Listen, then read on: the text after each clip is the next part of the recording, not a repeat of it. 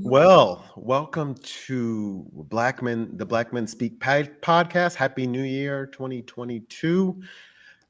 We are in season three, folks. And so we wouldn't be in season three without all of you listening to the live stream and the podcast. So thank you for that. I hope everyone had a healthful and hopeful holiday. Um, if I didn't say who I was, I'm the host, Keith Dent, and we are here, and this show is here because we like to highlight ordinary Black men doing extraordinary things. And today's first show of the season has I have to say, extraordinary Black men. And I just can't wait to kick off the show and talk to them today because we have a very special program that we're going to talk about because unfortunately, so far we're still dealing with COVID. We're not the Omicron variant, and I've heard we had a Delta Omicron variant somewhere, something like that. But who knows? Can't keep track. But also on January 6th, who I like to call is the Jackie Robinson of actors, Sidney Poitier, passed away. So I thought it would be a great opportunity because how often are you going to hear a group of Black men talk about the legacy of Sidney Poitier? And even better, I wanted to have individuals that are passionate in the entertainment industry. So, and are in the team industry right now. So I want to bring them up. And first, we're going to mention Tracy Grant. He is, he used to be a staff writer in Lincoln Heights, which is one of my favorite shows, by the way. And he was a faculty member of the American Film Institute Conservatory, and he's currently the executive producer of a show on all Black TV called Lace. We have our next guest, Eugene T. Barnes. If you are a regular follower of the show, he was on just a couple of weeks ago, or about a month ago now, because he is a comedian and he has a web series. I'm sure it's going to take, 2022 or whenever it's ready by storm, but it's called The Come Up. And then we have, I would say, one of my heroes, Stop it. The hero to many. Stop it. But we have Mr. Mo Kelly because hey, he's award winner, y'all. Award-winning Mo Kelly show. Not just a show, but he himself is award winner. So just want to say welcome, fellas. How you doing? How you guys doing today? Keith, I don't want to correct you. You're just my brother, my friend, and we'll just keep it at that. Okay. Well, yeah, titles aside. I mean, we are, but you know how it goes. People just want to know who's in the room, and that's the great thing about it. We just have to kind of showcase our accolades every now and then. So if it's one day or 2 days, we get to revel in it. Let's just revel in it. He is one of my heroes too, as well as a friend, and thank you for having me on. It's game time. We can do the friend stuff afterwards. How's that? I think the audience will put it together that we're all friends here. Yeah. So it's great because and I didn't give Sidney Poitier's accolades, but as he was the first African American Black actor to win the Best Actor award.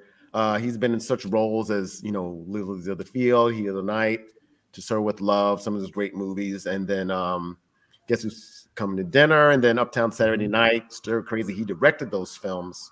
So I just wanted to get started and try to ask, do you remember the first time you saw Sidney Poitier, and what was your first recollection of him or your first memory of him? So I'll let the person who hasn't been on this show first get started. And that's Tracy. Go ahead, sir. Well, if I'm honest, and thanks again for having me on. Great to see everybody. Honestly, I would have to say my first exposure to him was reruns of Uptown Saturday Night on Channel 11 in New York, I believe. I was very, very young. Saw it in reruns. I might have seen Let's Do It Again with my mom in the movie theater. And, little black kid, you're just excited to see black people in a world that's similar to yours on the screen. But I also, and I watched a lot of reruns, TV was my babysitter, Latchkey Kid, that whole thing. And so one of the films that they showed a lot was also Lilies of the Field. And I didn't understand why they always showed it maybe around holiday time. And so one day I watched it, nothing else to do. And I didn't have the vocabulary at the time. I couldn't articulate it, but there was an energy about him, a humanity in that particular role. He popped on the screen, as we say in the business. So again, I couldn't put it into words because I was a little kid, but I saw that the first time I saw Lilies of the Field also. Oh, okay, great. What about you, Eugene? My first, I guess, introduction to Sidney Poitier had to be like college. I went to acting school.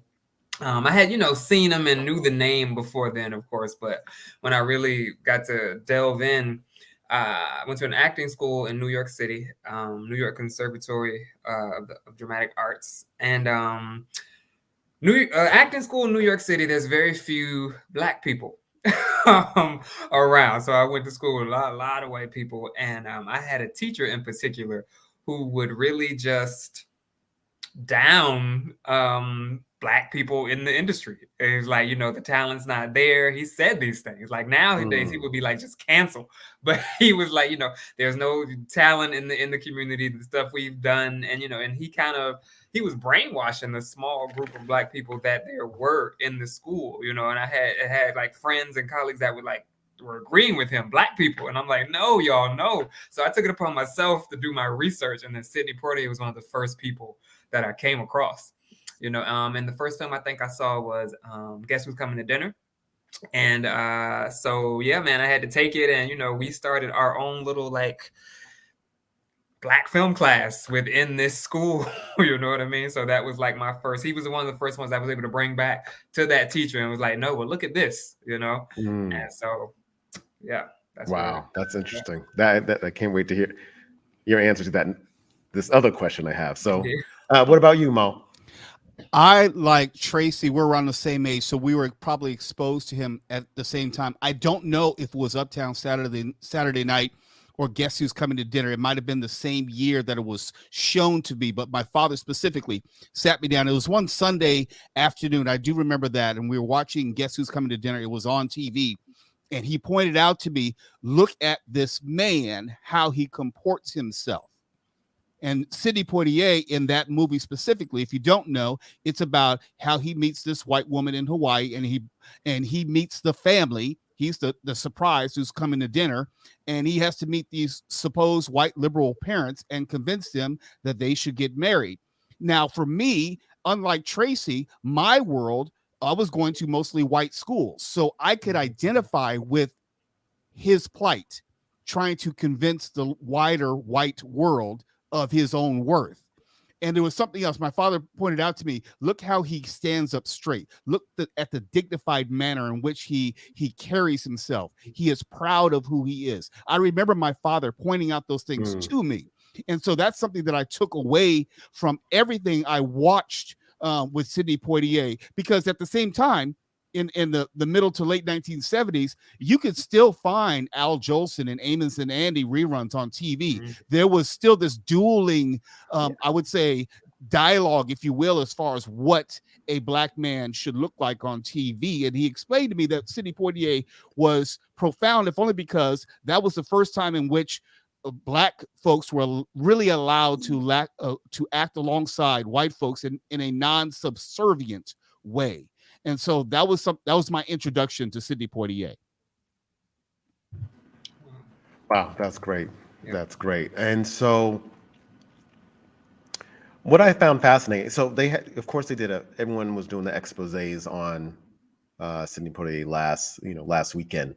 And I watched CBS Sunday Morning. And so they what was fascinated me, of course, if you haven't heard, of course, he taught himself how to read, because he, started the American Negro Theater, and then he initially didn't get, he wasn't able to work on that because he couldn't read. So he taught himself to read. But what I found fascinating, I'm sure he talks about in his memoir, is that there was a Jewish man that basically realized that he couldn't read and helped him learn how to read so he could, go on to who he had become. So I wanted to ask all of you, because you are in the entertainment industry, was there a non-Black person that kind of saw your potential along the way and helped you get to where you have become? And you don't necessarily have to give them a shout out, but how did that help you get farther in your industry, and what did that feel like? Mo, I'll let you go first. I can think of two individuals, and it really had nothing to do with my career, but more like my formative years in my development. I remember my second grade teacher, Mrs. Cochran. She said to me in front of my parents and also administrators, "This kid needs to be tested for AT, academically talented." I remember that to this day. Because I was reading at a level, as I was told, much higher than the other kids in the class. And I was one of the first Black kids in the Torrance Unified School District. This is maybe 1975, if I remember correctly. So you have someone, when it wasn't even cachet, it wasn't even cool to talk about moving Black kids ahead. And you had someone who said, no, make sure that he is tested accordingly. That's one person. And also my senior year AP English, to make it really come full circle, AP English teacher who's no longer with us, Barbara Hawkins, who said, "You have something. Once you realize you have something, you can go a long way with it." And so sometimes you have to have someone see things in you that you can't see in yourself. And I'm appreciative, at least, of individuals who, even though I was the only Black kid in the class, knew that they had a role to play and an influence that they could impact me in a positive way. So Barbara Hawkins and Mrs. Cochran. Great. Tracy? Well, like Mo, I've had some non-Black teachers along the way that helped me and encouraged me to develop and cultivated what they perceived as some potential. From high school through college, even graduate school, there are certainly some professors who did that. I have not had the same mentorship in the entertainment business. And Sidney Poitier's memoir talks about, this Jewish man was a waiter at a restaurant where he worked, and they would sit down after the shift, and the waiter would help him improve on his reading, his enunciation, expanding his vocabulary, what have you. So I have not had that in my creative journey. I have certainly had acts of kindness that led to me getting hired, first breaking the business. So I'm not saying I haven't had help, but that kind of mentorship I did not have. What I did have, though, was Sidney Poitier's autobiography. And the first version was called This Life. He later did another one, it's very similar. It's called A Measure of a Man. Yeah. Everyone listening should go out and get that book today, particularly those of you who are creative, artistic, certainly Black creatives. That book let me know that it was possible. And it gave me like a real world, tangible example that it could be done. And in the early days, that really was my North Star. Like it gave me so much belief, because this guy was a lot like my dad. He was a Caribbean immigrant, just like my father. He came to the States on a boat, just like my father, spoke with an accent. So that book was big for me, although I didn't necessarily have the non-Black mentor. Right. Eugene? For me, in particular, a teacher really stands out. My 8th grade drama teacher at the time. That was kind of the only thing I was ever really, I guess, good at. Only space I was comfortable in. Wasn't the best student. Never really played sports. And like typical comedian, I was like class clown. It was 7th grade, I believe, when I met her. Her daughter also worked in the school, and her daughter was my teacher.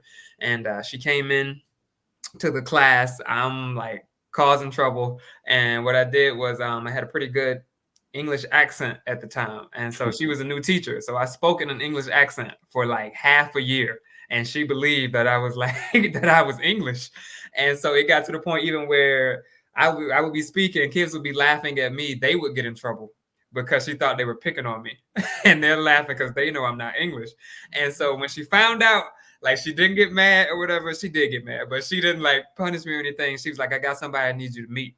So she took me to her mother, who was the drama teacher at the time. Before then, I had no real like idea of what this thing was that I had, you know what I mean? Just making people laugh or whatever. I didn't know, even think about it as like a career or whatever.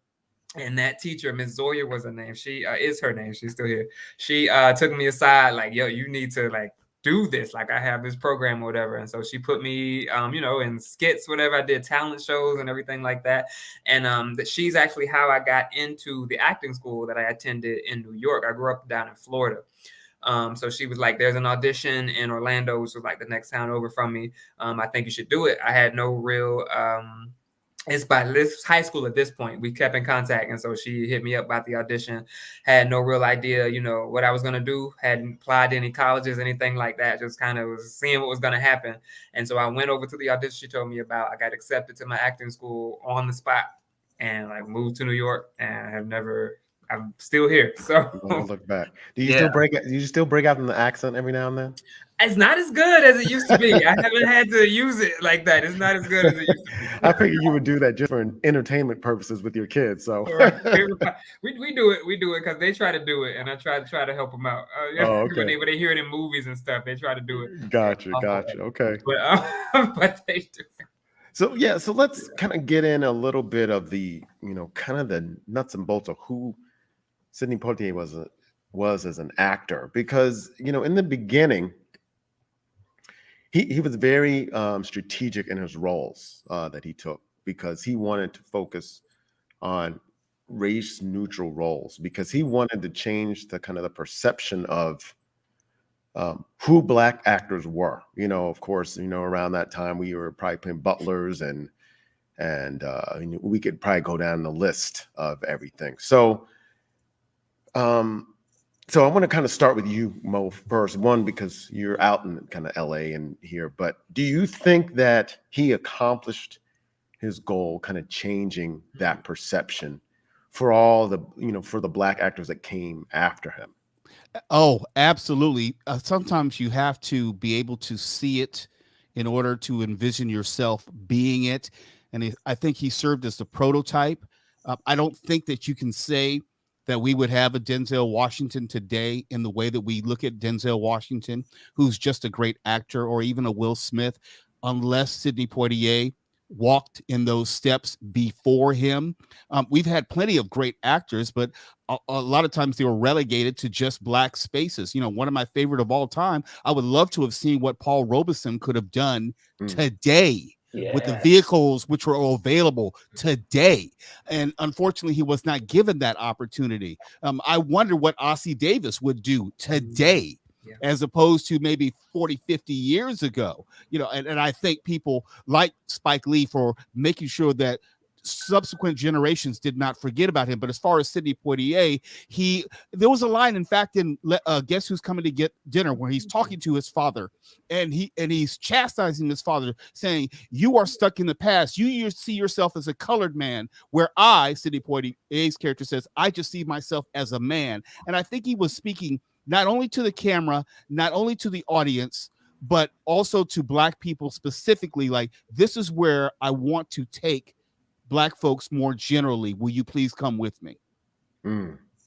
Tracy, or any additional thoughts? For sure. And to put an even finer point on the question, in the early 1950s, Sidney Poitier turned down roles before he was famous, before he was wealthy. He did not have very much money in his pocket at all. He was washing dishes, in fact, when he first got to New York. And he turned certain roles down because he felt like the roles did not rise to the dignity that he wanted to portray on screen. And so think about needing the money, being broke, needing the opportunity. Like Black folks talk about how tough it is in Hollywood now. Imagine the early 50s, and he turned roles down. He made the strong choice that we all have of saying no at great sacrifice and at great cost to his livelihood, before he had enough roles to kind of get his career going. So it's tremendous, the choices that he made and the understanding that he had in terms of the impact of the film medium. I'll also just throw in, we mentioned, and again, this is in his book, A Measure of a Man. You must get it. Anyone who's not familiar, you must get this book. The American Negro Theater, which is Harlem Theater Company, was sort of the forerunner of the Negro Ensemble Company that kind of came to prominence late 60s, early 70s. From that company, we get James Earl Jones, Ossie Davis, later Denzel Washington, most famously in A Soldier's Story, which was the film version of A Soldier's Play.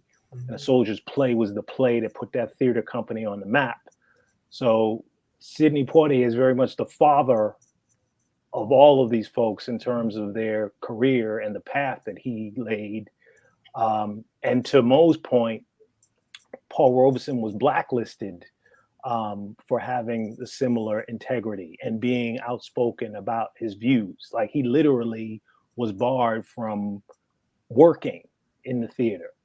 And Sidney Poitier, you could make the argument that he may have been the only one who was allowed, him and Harry Belafonte, speaking of the 1950s. And you said, well, were these guys really that good, or was it just that they were the only ones who were let in the door? But Sidney Poitier in particular understood he had to be that good because he was kind of carrying it for all of us to come after him. And he knew that if he didn't have a level of excellence, he wasn't going to get another chance. So, he was that dude for a reason. And it's the accolades he's receiving and respect is well earned, to say the least. Right.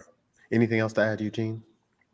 Yeah, I would just agree. I mean, yeah, he definitely opened the door successfully, and because of him, we're in a space where black people entertainment are like more in the forefront than they've ever been, and not just in front of the camera. People are acting, people are writing, we're producing. You have people like young people like Issa Rae, and you know what I mean, that are just like have exploded through that door. And then to Mo's point earlier, you mentioned how Sidney Poitier stood up at a point and was like, you see yourself as a colored man. I'm just a man. I think that was very necessary at the time, but I think we've come a full 360 with that, where black people in entertainment are allowed to stand up and say, I'm a black man, I'm a black woman. And it carries a certain weight almost, at this point, where without him saying that, we couldn't have gotten to this point, where we're really allowed to speak up, express our true voices and be ourselves. You know what I mean? Right. And that's a great segue. I'm glad you ended with that, because then kind of when we got to the 70s, though, we turned on that, because due to the black exploitation in the 70s, we black men were more criminals, pimps, thugs, and we looked upon them as our heroes. And then it kind of, and I don't know if it forced him to Sidney to kind of shift gears a little bit and kind of go in the comedic route. But, you know, what do you think about that? Is it maybe our fault because of it? And then based on his kind of shift to comedy, did he have a good comedic timing? Because, you know, some of those movies are very good, and so I'd love to get your thoughts on that. You know, Eugene, you can start since you are the comedy man, but I'd love to hear, you know, what you think about that, because that's very strange. You know, he was basically the father of for black, not just black male actors, black actors in general. But why do you feel we turned on that? I think to just in general, you know, why we turned to that or on that. I think there was an embracing that happened of blackness. You know, just besides entertainment, just in culture. You know, you had the Black Panthers and everything around that time. There was just an embrace of blackness, and I think without Sidney, like I said before, we had to have that point where just see me as a man, see me as a woman. You know what I mean? And then once that was, you know, set in place, okay, I'm allowed to, you know, from that like foundation, you know what I mean? Now we're able to, okay, I am a black man. Like I do have this certain swag and this certain way of carrying myself and speaking. And there was this whole embrace of that, you know. And then I think with Sidney making the pivot to comedy with, I mean, yeah, he had excellent comedic timing, like with you know, all his movies. Guess Who's Coming to Dinner? And you know, he tackled heavy topics in those, but there were comedic moments, you know what I mean? And I think he did it. I think he did it very well. I think he showed his versatility in that you know, switch and pivot. And I think it was all a part of the journey, because we had to stand up and say, yes, I'm just a man. See me as that, you know. But now at this point, we can start to just embrace the nuances of who we are as a people. And I think it went at a wider range than just entertainment. It kind of exceeded entertainment in that time. It was the culture. We were standing up and saying, this is who we are, you know, in America, and see us for who we are and respect us for who we are. So I think Sidney had a lot to do with that, even though, like you said, it wasn't what he originally came out and, you know, stood for. But I think he still had a great part in that movement. So, right. Okay. Tracy, anything to add? For sure. I think when he transitions to a director, and I think he did one called Buck and the Preacher before Uptown Saturday Night. Uptown Saturday Night was sort of the big breakout hit. But this is early 1970s. So let's remember he's had a run of over 15 years by that point. And, you know, we don't have time for all of it, but some of the Blackboard Jungle, To Sir with Love, The Defiant Ones with Tony Curtis, A Patch of Blue, early one called No Way Out. He plays a black doctor, and the patient is like this white bigot, and he gets in trouble. Paris Blues with Diane Carroll, Guess Who's Coming to Dinner, In the Heat of the Night. He won an Oscar for Lilies of the Field, I believe. So he was on top of the business by the time he gets this opportunity to direct. I believe it was like a multi-film deal, Columbia or someone. But even then, it was very rare for a black man to get that kind of deal. And so by then, and he didn't write the movies, Uptown Saturday Night, Let's Do It Again, but he was a master storyteller. He had such a deep understanding of both his audience and how to tell a good story and how to maximize comedic talent, that those movies still resonate. So you know, for Mo and my generation, and Keith, you can weigh in on this too, that some of those films that came out of that 70s black exploitation era still hold up today, stand the test of time. Uptown Saturday Night, Claudine, Cooley High, Let's Do It Again. You know, Sidney Poitier, Stir Crazy, which is in the 80s, Richard Pryor. Sidney Poitier is a huge contributor to that work. And he really, take it a step further, he brought back and reinvented the buddy comedy, like those movies with him and Bill Cosby. And I know Bill Cosby is persona non grata today, but Sidney Poitier, as a director, brought that buddy film, that buddy genre back. We hadn't seen that since, you know, the 1950s with Jerry Lewis and Dean Martin. And so his contributions as a director almost approach his brilliance as an actor. And so whatever people have to say about his loyalty to the Black community and how he felt and how he did, it's like the work speaks for itself. At some point, you gotta, you know, give it to him. Like the proof is in the pudding.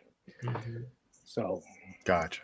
Mo, any additional thoughts you want to add? Tracy inspired me to remember some things. I believe that Sidney Poitier was always on two parallel tracks. He was making sure that he was bringing along Black people and solidifying a positive image of us in media. That's one thing, but also showing larger society that we were capable of so much more. It wasn't just that we could be an actor, and he succeeded in ways, with all great due respect, that Gordon Parks did not. When you talk about Let's Do It Again, and you have a predominantly Black cast, and you're trying to reach a predominantly Black audience, that's one thing.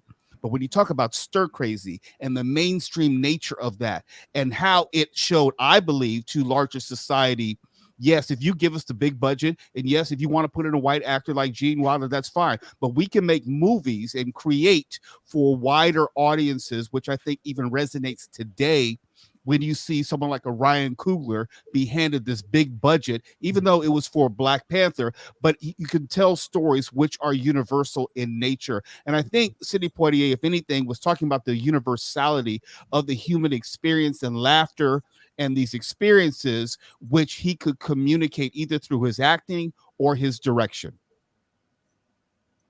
Great. That's perfect. So as we we're not get close to the end, but in the last couple of questions. So if you had to, in your own words, say what you feel his legacy is, just to the entertainment industry, and I guess we can talk about acting specifically, but he also was a writer as well. What would you say it is? And Mo, you can go first. Wow. I don't know if I can put it into words, but I think that anytime I see someone, a Black man on screen, be able to play Macbeth, or Lawrence Fishburne playing Othello, or Lawrence Fishburne playing Morpheus, I think the legacy of Sidney Poitier is you can find the dignity and the humanity in Black people without denigration or subjugation. I would be forever eternally grateful to just making it known that we are a regal people. And I can point to Sidney Poitier and say, he showed everyone how regal we are. Great. Eugene? I think Mo said it. I feel like that was just the nail on the head, man. Like, you know, he opened that door for us to just be seen as human, as intelligent, regal. You know, dignity is like the first word that came to mind. He really took us from, you know, only being able to, you know, play butlers and maids, and, you know, to be able to be doctors and lawyers, like on TV. And I think it translated into society, you know, into people who are actually lawyers and doctors and things like that. He really played an integral part in opening those doors. So I think that's the legacy. Okay. Tracy? Well, I would say he set the bar high, Mhm. and in his work, he inspired all of us who came after him to set the bar high.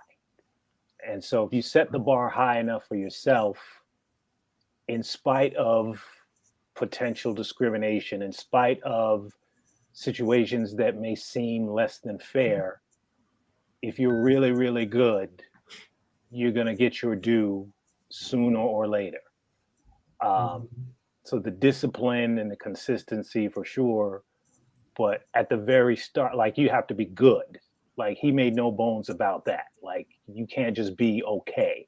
Like you got to really set the bar high and achieve a level of excellence, and that's what will carry you forward. So I took that from him for sure. Wow, great. One thing I saw, because watched Serve with Love, To Serve with Love the other night. And one thing that I hadn't heard yet is that he had poise. He Mhm. had poise, and of course it's acting, but he seems like to me he treated everyone as humans. Um, I'm a man, you're a woman. We can coexist and get along for not just for the sake of the work, but for the fact that we have gifts that we can share, each of us. And it kind of came, it did come out in that movie, but just in who he is as an individual. So that's what kind of the big takeaway from that. So it's safe to say, I mean, and this may be a debate, yeah, nice fun debate, that he would be on the Mount Rushmore of Black actors. So who would join him on that mountain today? Who do you think would be joining him if we had to carve it out today? Mr. President Joe Biden gave us the wherewithal to make it, and the four of us, had the ability to do it. Who else would be on it? How many do we have? We have a limit. How many people can we Well, put on? Well, there's Mount only four, Rushmore right? only has four. Yeah, Only has Mount four. Rushmore has four. So who else is going to be on it? Sidney. You got to put Denzel on there. I think he came with him. Harry Belafonte. Ooh, I don't know.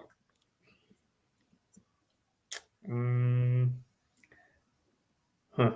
If I had to finish it off, somebody. I don't know, man. Denzel, Harry Belafonte, Sidney, maybe Will Smith. Okay. Yeah. Tracy, you agree? Or you want to take somebody I'm off? not mad at any of those choices. 4 is tough. 4 is hard. Yeah. So, 4 is tough. Okay. Yeah. So Sidney Poitier, Denzel for sure, Denzel Washington. So that now it gets tough.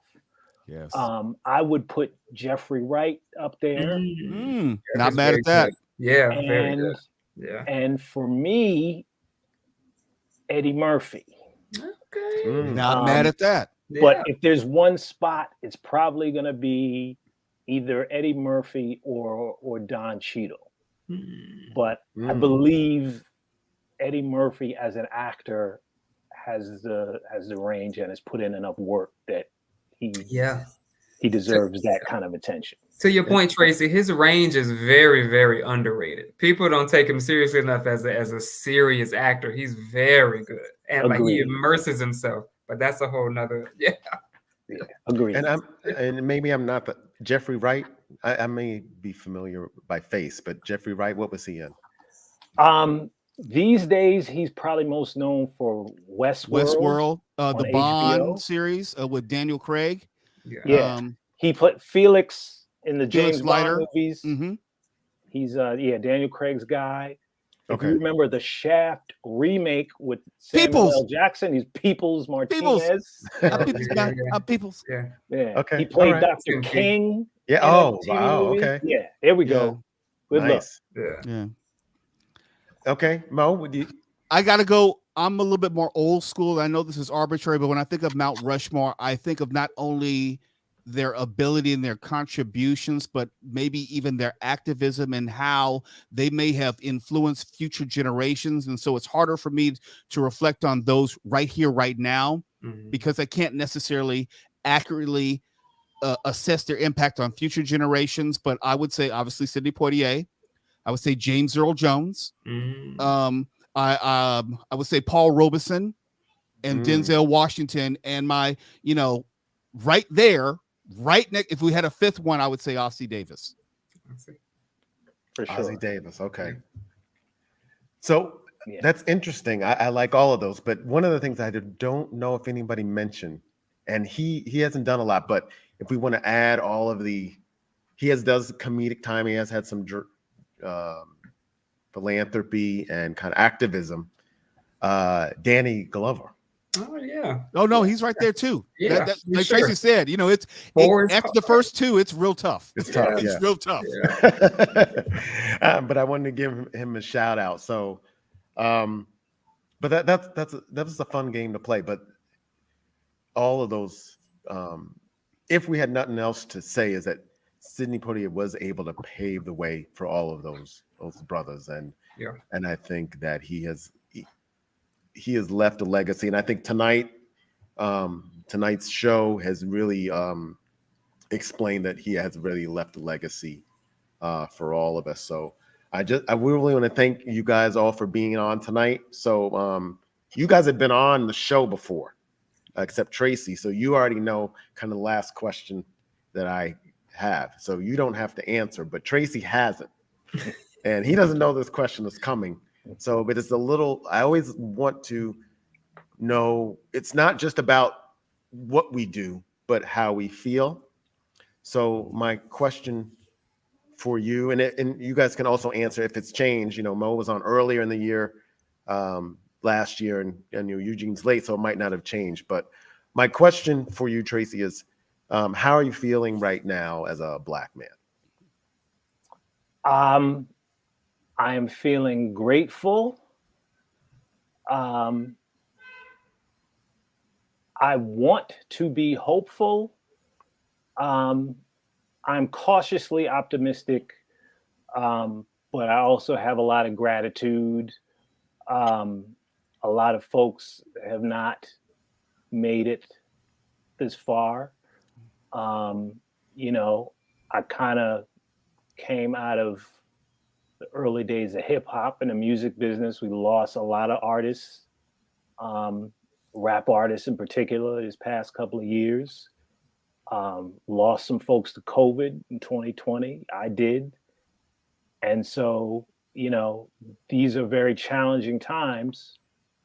So I'm very grateful to have friends and family, including you brothers on this episode of the podcast. I'm just meeting Eugene, but Keith and Mo, we go back a ways, and I'm optimistic, but it's a cautious optimism because these are also kind of potentially perilous times for people who kind of grew up where I grew up.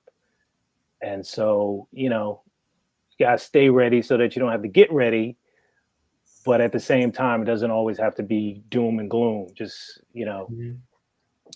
tell your loved ones how you feel, and, do something good for somebody, and try to relax, get your work done first, and, have some fun after that. That's kind of how I approach it, day by day, week by week. If I don't have any other answer, that's where I am with it. So hopeful, but cautiously optimistic. That's great. And you don't have to add, but if you want to add something, Mo or Eugene, feel free. The floor is yours. I would just say this very, very quickly. And Tracy hits upon it correctly, I think, in the sense of you kind of have to continuously reassess where we are. And I don't remember my answer before, but I would say now, there's a hopeful nature to me. And also, like Tracy, I'm cautiously optimistic, but I can't deny the circumstances of where we are. I feel legislatively and socially, in many ways, we're closer to the 1960s than I would say the 1980s, and just the overall sentiment and the trajectory of Black men in general. it seems like the election of Barack Obama sent this country into a tizzy, and it's just seemed like it's open season on black men more generally. And I hope that this country proves me wrong. And but hope has to do with the absence of evidence to support it. Optimism says that I can point to something which says, yes, we're moving in the right direction. I'm hopeful that we're moving in the right direction, but I'm not optimistic that we are. Great. Eugene, anything to put a bow on that? Yeah, just I would continue in the sentiment of just, hopefully what'd you say, Tracy? Cautious optimism. Cautious optimism. I think that's it. We're always hoping for the best and believing for the best, but you can't ignore what's going on. And then to me, just the weight of, a black father. Like, I have young children. My first son just turned like 1 year old. So like, to that weight and responsibility of, okay, we need to make this better for him. You know what I mean? Is always like on my mind. So yeah, I think that's it. Looking forward and being aware, not being just blind to what's going on, but hopeful that it'll get better because we have come a long way. We got a long way to go, but it's not what it used to be. So that's it. Well, fellas, thank you for those listening tonight. This has been a fantastic show. So, if you need to put something in your search engine, search Eugene, to come up, Tracy Grant for his show, Lace, and the Mo Kelly Show, which is a award-winning show. I'm going to end with that. And thank you. And so I hope you guys have a great night. I'm just going to close out with a few thoughts, but thank you. Thanks for having me on. Thank you, brothers. Yeah. Thank you, guys. Feel free to hang on for a bit. So, thank you. So we are prepared for a great season. So for those of you that want to know, is that we're going to be there's going to be a series where we're going to be transforming some black men on the show. Those that either need to transform their health or just mentally. We're going to be doing that. And for the next show, we're going to have a few brothers that are going to be on. So if you are one that wants to transform, feel you need to transform your life, either mentally or physically, reach out to me. You can send a comment on this show, or you can send an email to me, info@keithdent.com.